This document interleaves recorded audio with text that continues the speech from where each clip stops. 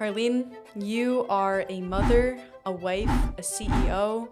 You have 11 locations of Simply Smart Montessori schools in the community of Canada. And you also own two companies of OsteoStrong, which is your passion for wellness and your community around Toronto. Ultimately, having passion for education and wellness. It's a pleasure to have you here, and I'm so excited to pick your brain on what it really is like to be an entrepreneur and to live in the struggle and live in the success too. Hello, and welcome to the In Between podcast, hosted by me, Maya Kare, by the Next Gen community. And today we are here with Harleen Laroia. Thank you for having me. It's so exciting to chat with you today. Yeah. I love having powerful women around me, and it's awesome to hear your story as an immigrant from India to moving to Canada and ultimately making a crazy impact for yourself, your family, and the community. But It's let's get into humbling. it. Let's get Yes, into it. yes, Like, absolutely. there's a lot to unpack here. There is a lot. Yeah. Tell us about your time in India. Let's start up there. So I was in India from birth, which I was born in Kolkata, in the eastern part of India by the coast, until the age of 20. And then I lost my dad at 18. And then I was 20 when I got married. So I turned 21 after I got married. And then I came to Canada with my ex-husband. And then I was here at U of T. So I went to school in India. I went there to doing my accounting honors. And then I went to U of T here in Canada and did my management. And how was economics. the immigration process? Was it as difficult as now? How was that? It's hard for me to compare because it was the point system in Canada. You have points, and based on your qualifications, you have that. So my ex-husband and I combined, we went through the point system. But when I came in, I was a student, so I couldn't work. I could only work in the university. So the first year I came in, it was very rough because I only had my first year tuition as an international student. And because I couldn't work, I actually had no idea where my fees would come from for the years coming up. So you were just in the now and you couldn't. You couldn't even think because thinking about the future was too stressful. So you just buried your head and you worked. So that's when I found a job, which was illegal. So it wasn't legal, but I found it at a bakery who was willing to pay me under the table at that time. And the minimum wage at that time was $5.50. Oh my gosh. So I really she gave me $5 under the table. So if I worked 4 hours in the evening, I made $20. Oh my gosh. With your studying hours, how did you balance that? So I couldn't work a lot. Yeah. So my ex-husband was working at a convenience store, again, illegally at $5. And he wasn't studying and I was studying. So I only worked like maybe 25 hours in the week. But on Saturdays and Sundays, I worked full time, 8 and 8. So I got 16 hours those 2 days. And then the rest of the week, I got like 4 hours in the evening. So in total, I was really just working, maybe 40 hours at $5. And when it comes to treatment from people in Canada to immigrants, how was that? So I didn't have many friends in university. I really was by myself because no matter what, when you come and you can't buy clothes, you don't have money to really go out and eat out. I mean, where do you hang out with friends and where do you make friends, right? Because most of the kids in university were born and raised here. So their parents were there to support them. So if they wanted to go out to eat, I couldn't have gone with them. So I didn't have friends. I think I had one friend who also was from India and she was married and she was coming to school. And I think her husband was pretty well off. So her and I could be friends because she understood where I came from and what I was going through. Yeah. Did you face any type of exclusion, like slurs or bad talk? No, I never faced that. Yeah. Nobody did that at U of T. I was quite blessed that way. Mm-hmm. But obviously I wasn't part of the gang, Yeah. right? Like I was very intelligent. My professors loved me, which was great. So actually most of my time was spent chatting with professors. And that's why right after my first year here, which was actually second year, I was a teaching assistant for the rest of my university years so I TA'd for economics, for finance, for a lot of the subjects. Yeah. So which helped me make money. Okay. And was that underneath the table, or is that? No, that was legal. Okay. So that was amazing because you also get better pay. Yeah. And my professors loved me a lot because they knew I was a serious student that was really just trying to sit in school. Yeah. And why did you go to India? I mean, not India, the United States or Canada. For a better life, because when I was in India, the fact is that being a woman, just finished my grad there as well, I couldn't see a future, right, for myself and my ex-husband. And even if there was a future I could see, it would have been really different from what I could do in Canada. And because my aunt was here, she explained that to me, and I did not want to come. But my ex-husband played a big role because he believed that we would have a much better life here. And now I'm grateful for that because I do believe that. I think the kind of things I was able to do here, the kind of jobs I was able to do, the way I was able to grow, I don't know if I would have achieved that in India. And what was the life like back then when you were growing up, when you were 18 in India? What was the expectation? What was, if you stayed in India and you didn't go get education, you didn't go make a life for yourself, what would have happened? I would have had an arranged marriage with someone, and he would have been the breadwinner of the family, and I would have had children and been mostly a housewife, and maybe I would have opened like a boutique or something selling clothes, or that's what most of the women do there. Or been just a housewife and, had a rich husband who would take care of me. Yeah. And is that the life you wanted at 18, 20? No. Yeah. No, I would have been very frustrated if I had to lead a life like that. Like, I know I would not have been happy. Yeah. I would have been a mental wreck. I would have been like, who do I shoot next? It would not be good for your husband. No. No. Or my children. Yeah. So you came here, and I mean, I'm sure it was so frustrating to be basically poor. Very poor. Yeah. Very poor. Yeah. But you got through it. And how many years of school did you do? I did another 3 years here. Okay. So I did 3 years of school and then got my degree. But in the last year, because I was after my first 2 years, I was in the co-op program. So that helped because, I got experience at Rothmans, Benson and Hedges, which was a cigarette company back there, which was my first term. And then the second term, I actually got my job at Bell Mobility at that time. So it was cellular phones. And it was a full-time job, but it was my last semester of university. So when the company offered me the job, I went back to the school to say, can you use this as my last co-op term? And they agreed. So that worked really well. So my last co-op term ended up becoming my career for the next 12 years. For the next 12 years? Yes, I was in telecom. And what did you do in telecom? What was your role? Marketing. So I was on the marketing team. Even in Benson and Hedges, when I did my internship, was as a marketing analyst. So I learned a lot. And I still remember I had my mentor at that time, Franco Salaturo.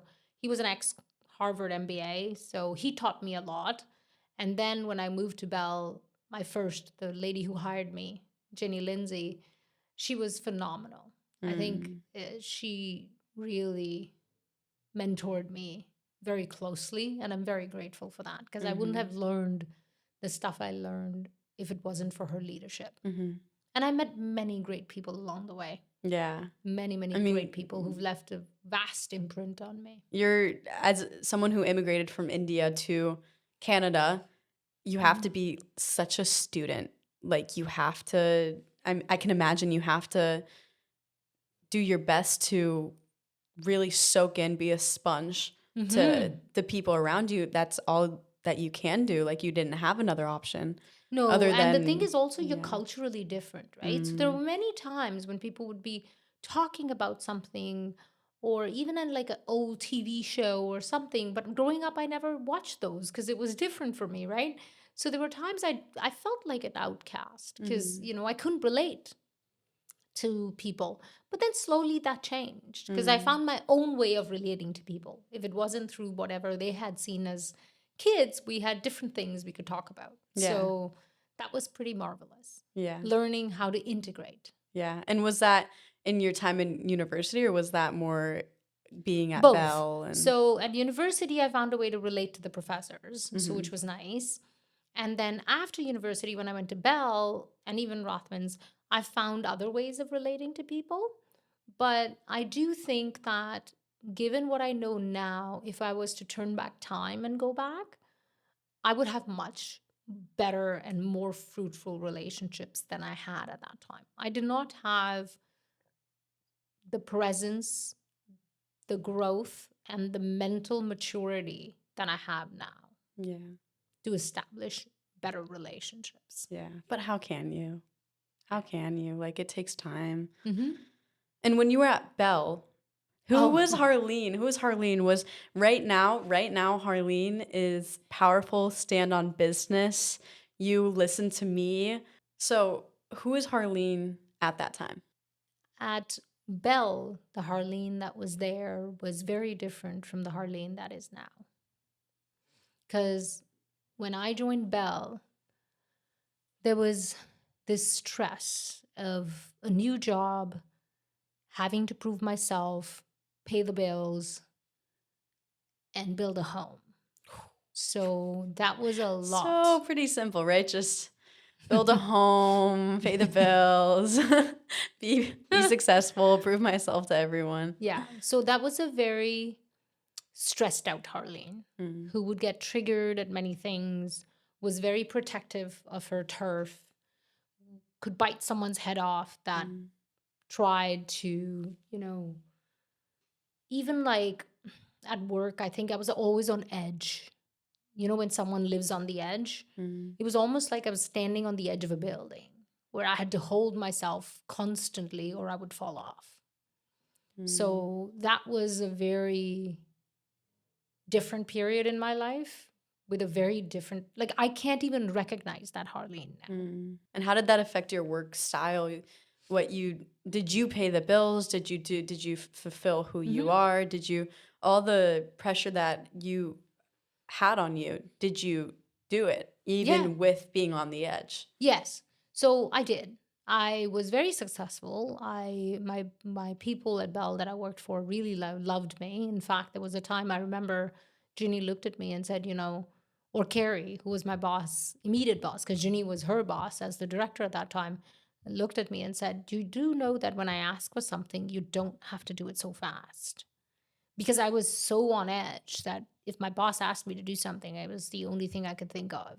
And I was there like early in the morning at 8 o'clock and then there till whatever time I needed to be there to accomplish So the she results. basically told you, like, Relax. you need to calm down. So imagine that, like, they could see how much on the edge I was. And at this time, had you become a mother yet? No.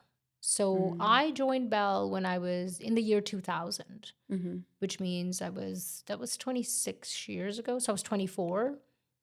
And I had Anisha, my daughter, at 28. So the first 4 years that I was there, I did not have children. And it was all just go, go, go, go. Yeah. So it was pretty much just work day and night. Yeah. All I did was work. How's your lifestyle? How's your health? How was... Terrible. I was 50 pounds overweight. I never went to the gym. I drank a lot. Yeah. Also because that was the only thing I did in the evenings. I ate a lot. Yeah. Because no matter what, when you're buying cheap food, you do gain weight, right? You don't have that knowledge. I didn't even have that knowledge that I have now. So, eating a lot of rice or a lot of anything was completely fine. And so I was quite a big person and inflamed. So lots of issues. Did you ever know what purpose or fulfillment was, or was it just this constant race and rush in your mind to go? I had no idea what fulfillment was. I had no idea if my entire life was going to be like that for the rest of my life or if it was going to be something different. I didn't even know if there was something different. I thought that was life. You wake up in the morning, you go to work, you work all day, you live on the edge, and you come home. What about your friends? Did they have a different life? Did your husband at the time have a different life? No, I mean, he had a similar life to mine. I mean, he was working, and then in the same year that I joined Bell, he joined Air Canada. So he was in baggage at that time, so baggage handler. But we both just worked. And we did other things, so like going to the movies, and, because I have an extended family here, going to picnics with them. Um, Once he joined Air Canada, we started taking vacations as well because we Mm, could fly standby for a lot of things. But it was mm, a lot of all inclusive resorts in the Caribbean. And we both were, yeah, we did drink a lot because he mm, drinks a lot of alcohol. mhm, So basically, that's all I did with him too. I mhm, was meet with friends and drink alcohol. So what happened is, because my aunt and uncle have been here for a while, they had friends whose kids became our friends. mhm, So our friend group actually got really large, and we really had a great time with them mhm, because we were same age. We were all getting we Although my ex-husband and I were married, they were getting married. mhm. So they were all like in that age group where Yeah, we were young couples. kinda. And then we had a lot of fun. We did Mhm, travel together. mhm, Eventually our kids are born around the same time as mhm. well. So we traveled with our kids, Yeah, did a lot of parties. But again, they all like drinking a lot. yeah. So there was a lot of eating, drinking, partying. What that does, though, it does lead to a lot of inflammation, weight gain, and things like that, right? Brain fog Brain and fog. kind of like a friend group alcoholism. Yeah, Exactly. So yeah. that was what my life was. And at what point did you realize and decide, or was it not a point? I don't know. Maybe it was a slow burn where you decided, I need to change my life, or I can't do this.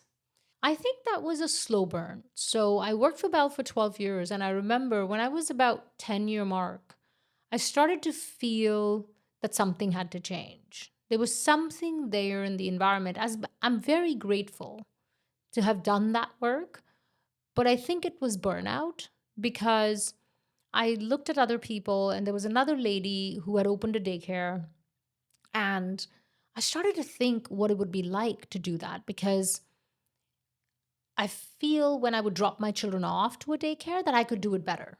Because what I Mm, saw there was like dirty, too busy for children. And I was like, what do the children feel when they're in a place like this? mm, I feel like I can build a better place. Like children deserve a better place when they mm, get dropped off by their parents.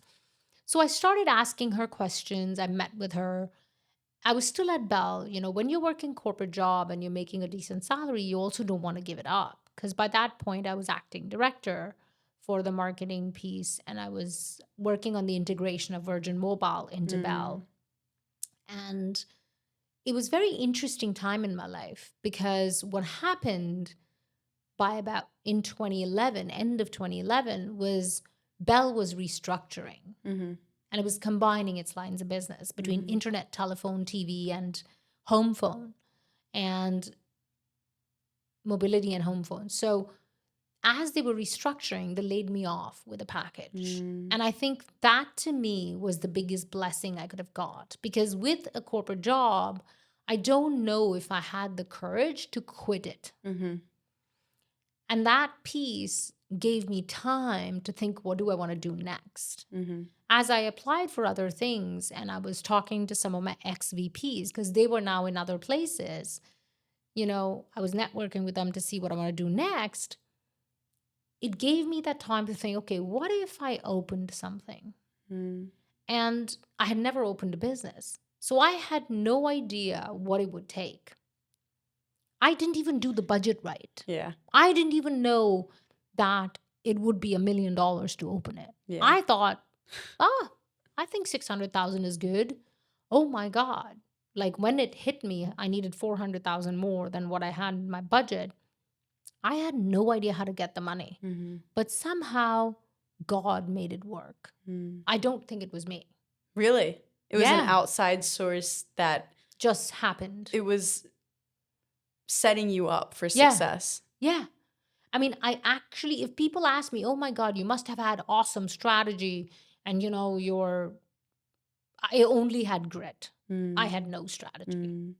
When you got this layoff, Hmm.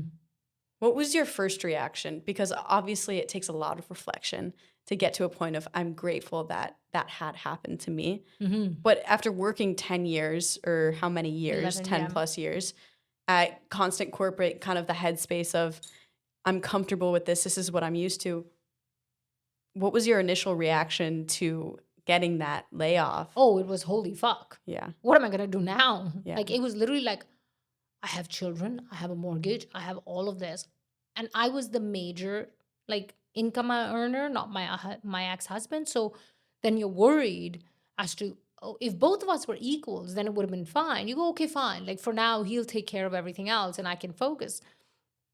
But I didn't have that. So the stress was like quadruple Yeah. of what am I going to do now? Did you have some sort of like idea of I'm going to disappoint my family, I'm going to disappoint myself or the Yeah. people in India who are expecting me to do this or some sort of expectation? What People was in India, not so much, Yeah. but very much my children. Yeah. Right? Because I feel like as a parent, when you bring children into this world, you make a promise. And that promise is to show up as the best version of yourself. And that promise is to take care of them as long as it's required. And to me, that promise was what I felt that I would break because I wouldn't be able to. Because my children were going to daycare and, you know, my daughter was going to a private school at that time. And I was just in this place where I didn't know how that would go on. And there was probably some guilt of I don't know how I'm going to do this. I'm Mhm. sending my children to this daycare what I think is dirty and Mhm. I think is messy and I think is not treating my children right. H- How did you even handle that guilt of I just, the one thing that I'm very good at is whether it's guilt, fear, or disappointment, I can still keep trudging along. Mhm. So for me, yes, that was there, but the way I handled it was focusing on what do I do now? Yeah. So my real focus was always, and it always is even now, I always focus on the forward and not what's behind. Mhm. What's happened is happened. I can't change it. Yeah. You can't dwell. You're not I one can't to dwell. yeah, My one mind to doesn't work. freeze. Yeah, my mind doesn't work on the past. Mhm. So that's why I love what Master Uruguay said in Kung Fu Panda, right? He said, like, yesterday was history, tomorrow is a mystery, and today is the present. So let's focus on today, Mm. right? So I just focused and put my head down and started researching childcare and how to open one and what is needed, doing my estimates, learning about it, learning about the architect I wanted to use, the construction company I wanted to use, how much equity I had in the home, what could I take Yeah. out. Yeah. So all my focus actually went in that learning and research over the next like almost 3 months after I got laid off. Yeah. And that helped actually deal with everything else. And what did you, because we have AI now, we have our Claude, our OpenAI, like what did you have?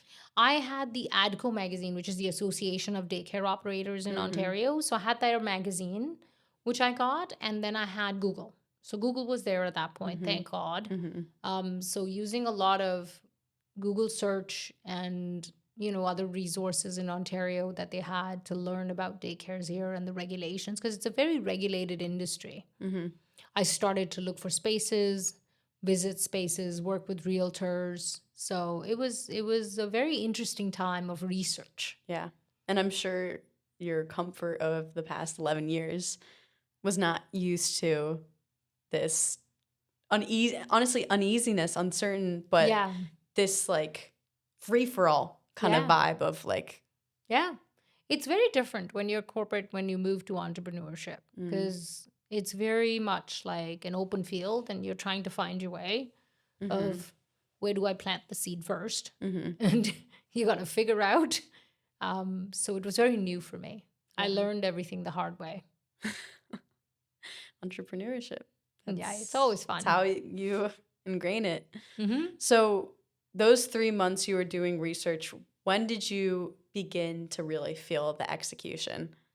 At the end of 3 months. So I started executing straight. So one thing with Mm-hmm. me is when I decide, and I start working. I don't give it too much time, which now when I make decisions, I think I take a lot longer because a lot more is at stake Mm-hmm. versus when I was doing it back then. Mm-hmm. Back then there was no ifs buts. I had to make it work. Yeah. It was just like I'm doing this. Yeah. There is no tomorrow. There is no past. Like everything's already lost. Yeah. And you just had to go. Yep. So I just kept going. Just kept working, starting, looking at sites, finalized a site. What does it take to build a school? To Oh build my. in like short summary? Like The short version would be it takes precision, planning, and perseverance, I Mm-hmm. would say. Three of those things to build one. Mm-hmm. Precision because of the regulations. So you have to precisely go through each piece of the regulation Mm. and, each part of it because there are regulations on the land and building and planning side because there are certain lands where they don't let you build daycares. They Mm. need a certain environmental setup and they're very strict about that in Canada. So that is very important. And then planning because the time that takes to build one is long. Mm-hmm.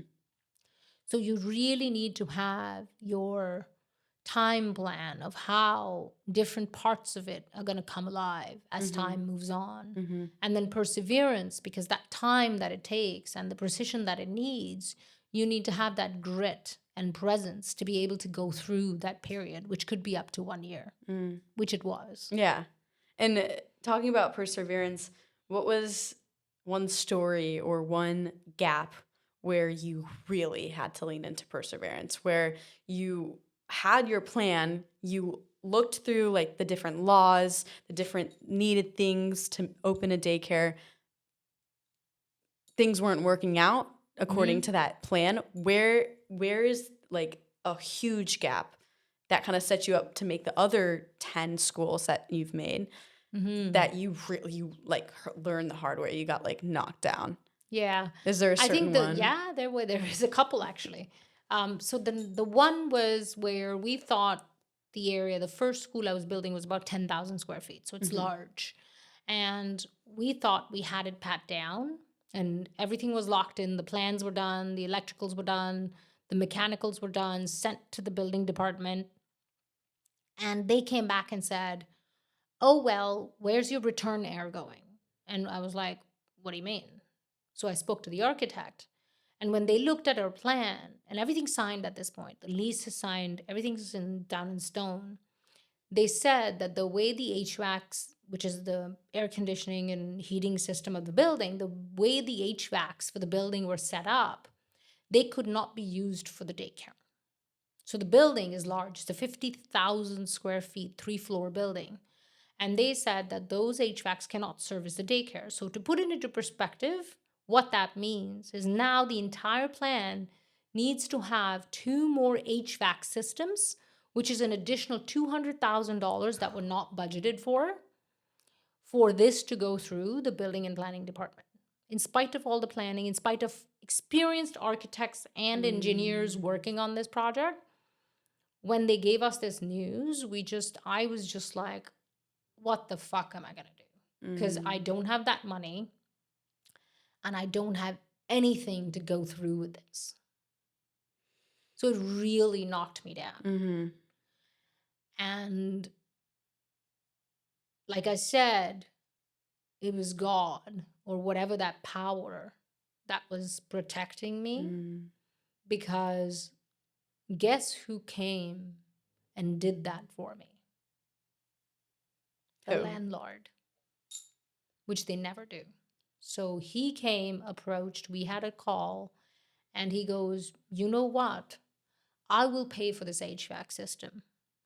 And we're going to make it as an additional rent on top of your rent that you can pay for the term of your lease." So even though it costed me more for the lease, the upfront cost, which was $200,000 back in the day, he actually paid for me. Wow. Mm-hmm. 200K is not chill money. Yeah. Yeah. So that's what I Wow. mean. Like, it was not me. It was not strategy. It was God. It was pure belief Mm-hmm. in what you were doing Mm-hmm. and who you are. Mm-hmm. Yeah. And that somebody Wow. else believed in me. Wow. That's incredible. Thank you. Yeah. You manifested it, Yeah. right? Mm-hmm. And so it continued Yeah. the process. Yeah. It continued and came alive, and it still runs. It's my first school. Do you still talk to the landlord? Yeah, he actually sold the building. Uh-huh. So, and actually, the guy who was my person, because my landlord was German, but Bruce, who was in town, he managed his buildings. And yeah, I still sometimes reach out to Bruce. He lives in the US Yeah. now, and he's got phenomenal kids. And I think his kids have started a great company that's doing really well. So, yeah, it's Wow. amazing. It is amazing. Well, congratulations. Thank you. That's an incredible reflection. And what was your reaction after that? I mean, I'm sure you were probably like 10 times more motivated to. Make it work, yeah. It took us about at least a year and a half to Mm-hmm. fill up after that as well. Mm-hmm. So, but it filled up. And after that year and a half, I think every school that I've opened has filled up in 6 to 12 months. Wow. So we've always had that going for us. Yeah. And you know, then we built other ones. The first one, actually, the second one came after a long time because it takes time to set up the first center. Make the blueprint. Yeah, and also make money, get it to turn around. And we started our second one after about 6 years. We opened it. And then we went back to back. So between 6 and 10 is when we went from 2 to 11. And we opened the franchise arm. So some of them are franchise centers. And, we would have continued to grow, but then the regulations here in Canada have changed with the government, where it's become a very regulated industry. Now the government funds the industry, so they don't approve a lot of private daycares. So our growth now is quite Constricted. plateaued Yeah. in Canada. So we're starting to think of other things to do. Maybe move to the US. We are starting, to build a company for there as well. Yeah. Slightly different than what we do in Canada, Yeah. but it's going to be fun. And building the other ones, really random question, but have you ever had a child's parents sue you or sue the school They or try, have yeah. a case where Yeah. they completely blame the school? How did you handle that? We always have a good team of lawyers Yeah. and insurance because at the end of the day, there's multiple kids. Like currently, our school service, between our schools, we've got over 1,000 children every day present in our schools. That means that's 2,000 mums and dads, right? And when you service that kind of a population, and then we have over 250 employees. So when you are now in the thousands of people that touch your space every day, it's very humbling because you're able to provide those resources to the community. But at the same time, with that imprint comes large responsibility. And we have our standard operating procedures, we have our trainings, we really do our best to make sure everybody that works within our facilities is trained and coached and taken care of. Right. But at the end of the day, even for parents, the world has changed. So parents, what they were when I started my school in 2012 versus how parenting is now is very different. I have seen humanity evolve, and I have seen different generations of parents now. And the parents are they the difficult ones? It's not about them being difficult. It's that expectations have evolved. Now with social media, with internet, people think that they think that they know more. They think they know what it takes to be a good parent. They think or assume what they want for their child is the best thing. But what I ask always is, could there be a different perspective? And have they viewed a different perspective? And I asked that question of myself. I'm a parent myself of two Mm-hmm. children. And to me, there's nothing I would ask another parent that I wouldn't ask myself. Mm. So my children went to a daycare as well. And I think what has happened is parents, in the motivation to help their children, are actually protecting themselves Mm-hmm. and their own insecurities. Mm-hmm. And any inner child trauma that they may have faced as a preschooler or as a toddler is what they're protecting their children from, Mm-hmm. not realizing that that's not in the best interest of their children. Yeah. And that their children are completely different people. Mhm. And also, they may just be fine. Yeah. And maybe there is nothing happening that they assume is happening. Yeah. So a lot of it is based on beliefs and thoughts that the parents have created for themselves based on their own experiences, not based on Simply Smart. Mm. So it's their work to do, Yeah. right? Because we are doing it every day with our teachers, with our people, with everyone. Yeah. But I do think that parents have to figure themselves out. Yeah. That's not your job to do. No. Your job is to take care of the child and Yeah. create the space for them. Create a safe space. Yeah. Yeah.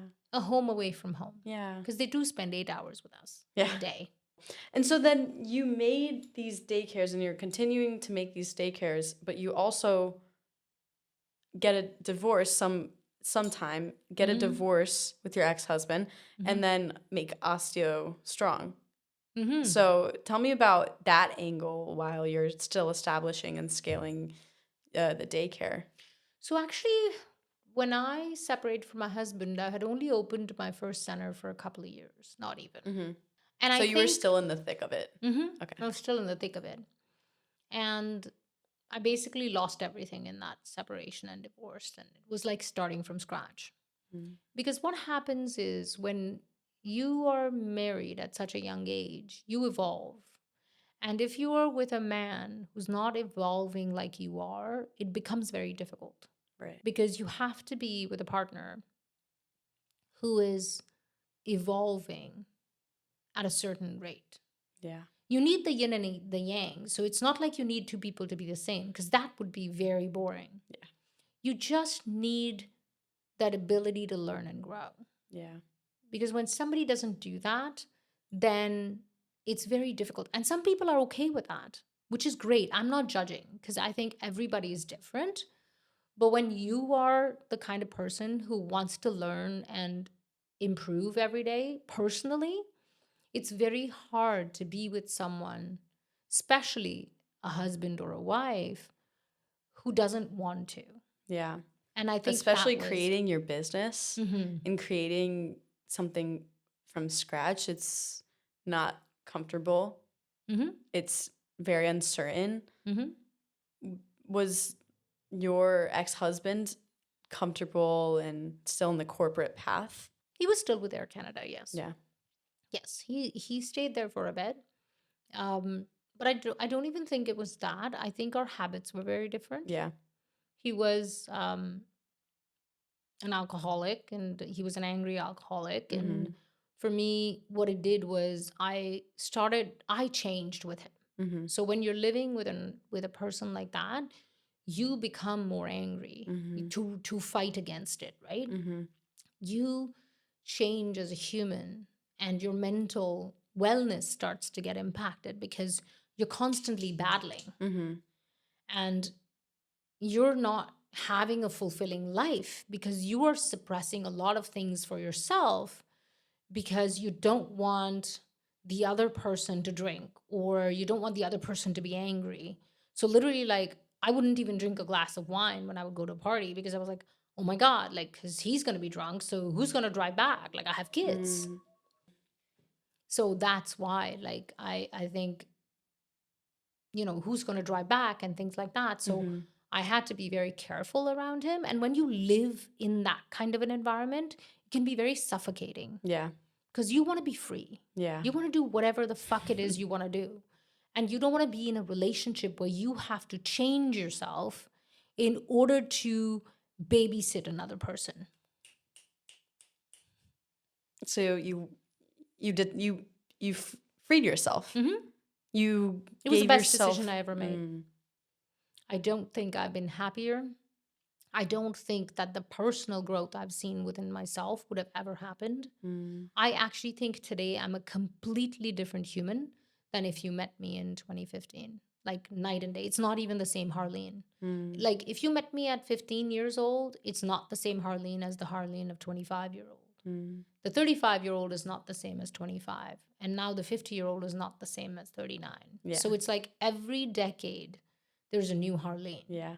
So if I'm with a man that cannot go along with that or Mm. cannot keep up with that Or encourage it or even. encourage it, Hmm. it's almost impossible. Yeah. And with that, you began to take care of your wellness after Hmm. you freed yourself. And Hmm. what did that look like? I started like doing a lot of things. So I used to always be a cardio junkie. I started weight training. I started focusing on overall wellness as I was aging, on Hmm. energy, on spiritual mindset, on spirituality, even on joy, finding joy in Hmm. everything, the everyday things I Hmm. do, in deeper connections Hmm. instead of frivolous friendships. Like to me, to connect with somebody at a deeper soul level is way important than having 20 friends in my house Right. dancing around. Like, I don't care. So I think it helped me focus on those things and go deeper in everything I did. Yeah. And that's so fulfilling. Yeah.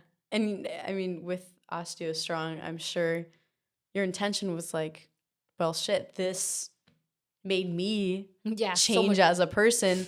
I can give this to other people too. Yeah. I basically brought it for the community Yeah. because I was like, well, I want to do this. So, what better way than doing it with the community? Yeah. Because it's made me stronger. It helps me feel more energetic. So, especially as you age for women going through perimenopause and then menopause, it can get very difficult. Yeah. You feel brain fog, you feel low energy. So, starting all of that, it was like magic, Hmm. and I wanted to bring that to other women and men in the community. And you know what? We've seen those results. We've been only open a year and a half, and there have been people who've reversed their osteoporosis and their numbers have changed. There are people who come back to me and say, oh my God, I've run after 10 years. I stopped running because my legs hurt. Mm. So it's beautiful to watch that with the community. And it's been wonderful. It's so beautiful, Harleen. It's incredible to hear your story from when you were starting at Bell and when you were at Bell and it was fun party, alcoholism, constantly living on the edge, constantly rushing work and doing more than anyone expected you to, and feeling shitty even though you didn't even know that you were feeling shitty. Mm-hmm. To now, like, first being fulfilled, living with purpose, and then allowing all ages to do that.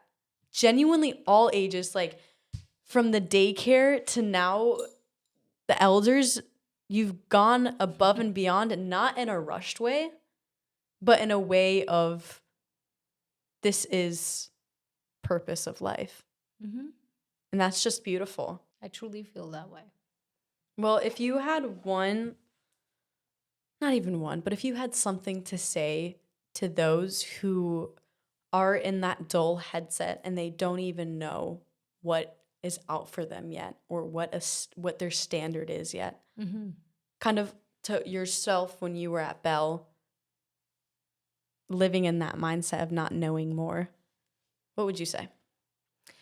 So, what I would say to someone who's just starting out and does not know what the future holds and feels overwhelmed is believe. Because when you start believing in yourself and believing your intuition is going to guide you into whatever it is that is going to show up for the future, you start living in the present because you believe that it's going to work out. So let's enjoy this moment now, whatever it is I'm doing. And the other thing I would tell them is keep moving because that is the key. Because a lot of times when people think about the future or they're disappointed with the past, they get stuck in those two and do nothing in the present. Because they keep thinking, oh, let's plan for the future, let's plan for the future. Or they think, oh my God, I'm so disappointed. Like, whatever happened in the past, what am I going to do now? But if you keep moving while this is happening to you, just keep moving. Even though it's disappointing, think about, okay, what am I doing now? What am I doing now? And you keep moving with that belief. It's only a matter of time before something will change. But if you just sit and think, it won't. Yeah. So the only thing I always say to everyone I meet is that willingness to move. And when I say move, it could be anything, right? It could be something you're working on. If it's physical things you're trying to change about yourself, it could be your workouts, it could be a walk, it could be anything. But if you just keep moving in the present, things will work out. Guaranteed. Guaranteed. I can tell you that from personal experience. Amidst all the shit that the world and things and life threw at me, you kept on moving. I kept and here, on moving. Here the fuck you are. And here Harleen is. Well, yes. It was lovely to talk to you. Thank you. Thank you for your story. Amazing. Thank you for moving. And I'm so glad that you told this and was honest. And thank you for watching and tuning in to the audience. This is the In Between podcast. And let's keep moving. Let's keep moving.